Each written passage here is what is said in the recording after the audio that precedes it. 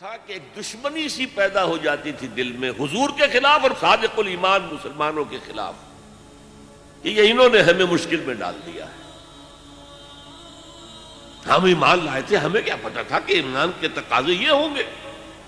ہم سمجھے تھے بس ایک عقیدہ ہے، بدل لیا، اللہ اللہ خیر صلی اللہ۔ یہ تقاضے تو بڑے بھاری ہیں، ان کو پورا کرنا تو آسان نہیں ہے۔ وہ جو اقبال کہتا ہے، تو بچا بچا کے نہ رکھ اسے، تیرا آئینہ ہے وہ آئینہ کہ شکستہ ہو تو عزیز تر ہے نگاہ آئینہ ساز میں۔ جان اور مال بچاؤ نہیں، خرچ کرو۔ آئینہ ٹوٹا ہوا کس کو پسند آتا ہے؟ اللہ کو تو تمہاری ٹوٹی ہوئی لاش زیادہ پسند ہے بنسبت تمہارے زندہ وجود کے۔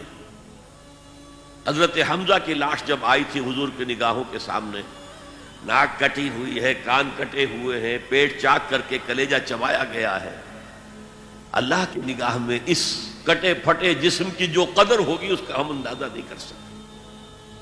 تو بچا بچا کے نہ رکھ اسے، تیرا آئینہ ہے وہ آئینہ کہ شکستہ ہو تو عزیز تر ہے نگاہ آئینہ ساز میں۔ آئینہ ساز اللہ ہے۔ تو ایک تو دشمنی ہو جاتی تھی رسول سے، اور اس میں ایک خاص واقعہ میں آپ کو بتا دوں۔ حضور نے مدینہ تشریف آوری کے 6 مہینے کے بعد 7ویں مہینے سے چھوٹے چھوٹے چھاپا مار دستے بھیجنے شروع کر دیے to threaten the life line of Mecca. مکے کی جو ساری معیشت تھی وہ تجارت پر تھی، اور اگر آپ تاریخی حیثیت سے جاننا چاہیں کہ یہ لنک بن گئے تھے trade between east and west. دیکھیے جب تک نہر سویز نہیں تھی تو مشرق و مغرب کے درمیان سمندری راستہ تو کوئی نہیں تھا۔ ابھی 1498 جب آئے گا، کوئی 1000 برس کے بعد، تب وہ راستہ جو ہے ملے گا انسان کو کہ round the cape of good hope, افریقہ کی جنوب تک جا کے پھر جاؤ تو مشرق کا راستہ کھلا ہے۔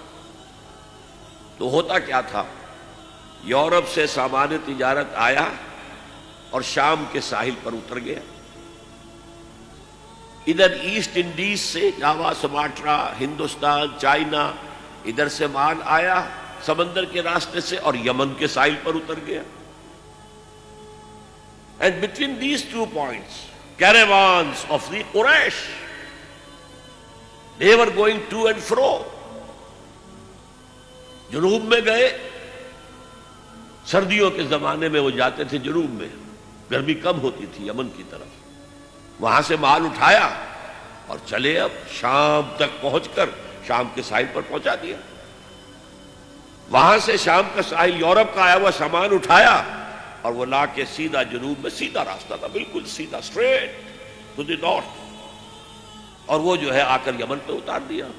یمن سے پھر مشرقی ممالک کے تاجر وہ خریدیں گے اور لے جائیں گے کشتیوں کے ذریعے سے، شام سے یورپ کے تاجر وہ جو ہے وہ خریدیں گے اور لے جائیں گے۔ تو یہ کنیکشن بن گئے تھے between the trade between east and waste,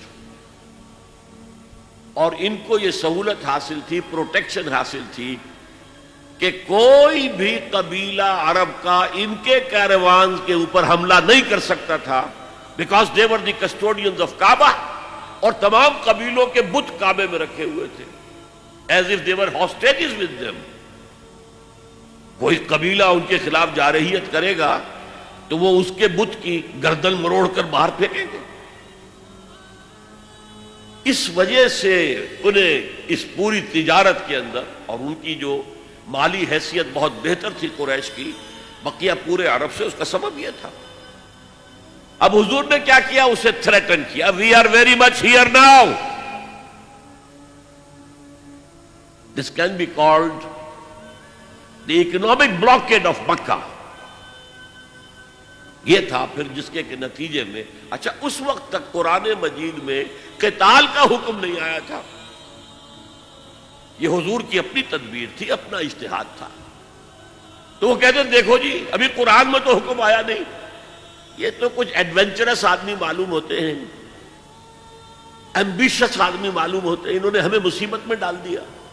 پھر ان کا کہنا یہ تھا کہ بھائی دعوت سے، تبلیغ سے، نصیحت سے، ٹھنڈی ٹھنڈی باتوں سے اپنی بات پھیلاؤ، یہ کیا چھیڑنا قریش کو کہ پھر جنگوں کا آغاز ہو جائے۔ اندر تو تھی اپنی بزدلی، لیکن اس کے اوپر ردے چڑھ رہے تھے فلسفے کے. جیسے ہم کہتے ہیں کہ اگر کسی کو گڑ دے کر مارا جائے تو زہر ضرور دینا ہے. تو اس اعتبار سے وہ حضور سے بھی اپنے دل میں عداوت محسوس کرنے لگے.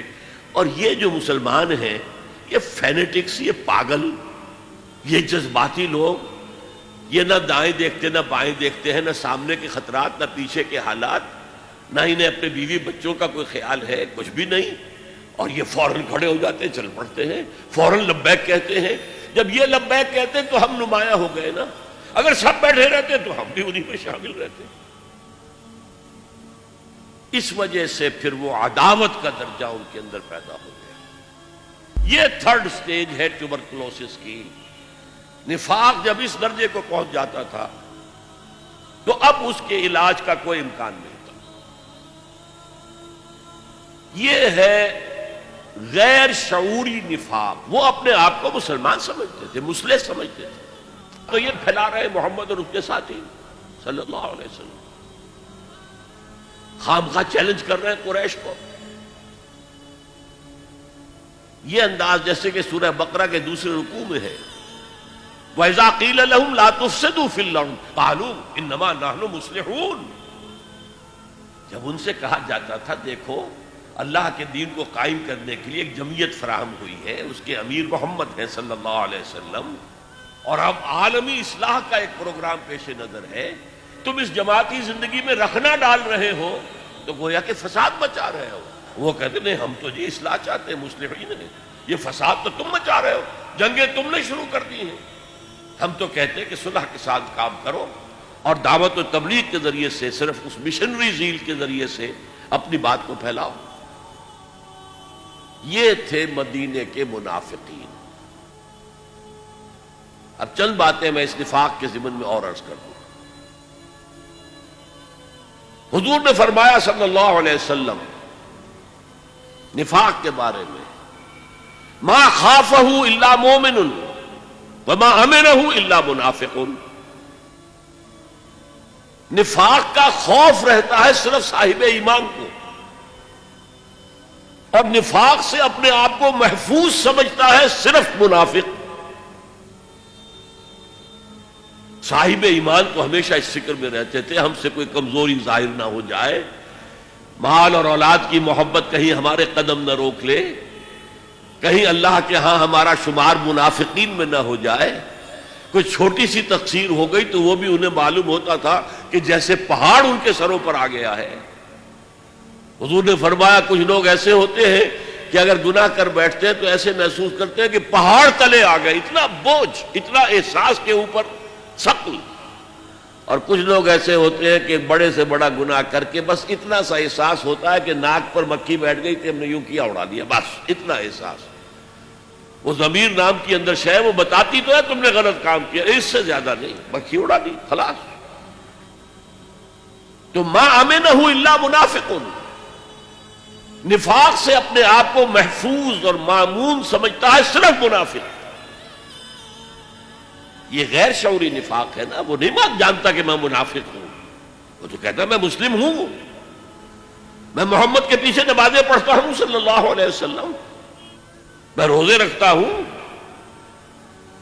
اگرچہ طبیعت تو نہیں چاہتی لیکن کیا کروں، جبراً زکوٰۃ بھی دے دیتا ہوں تاکہ مسلمانوں میں شمار تو رہے. تو وہ تو اپنے آپ کو مسلمان سمجھتا تھا منافق. تو ما امنہ الا منافق وما خافہ الا مومن.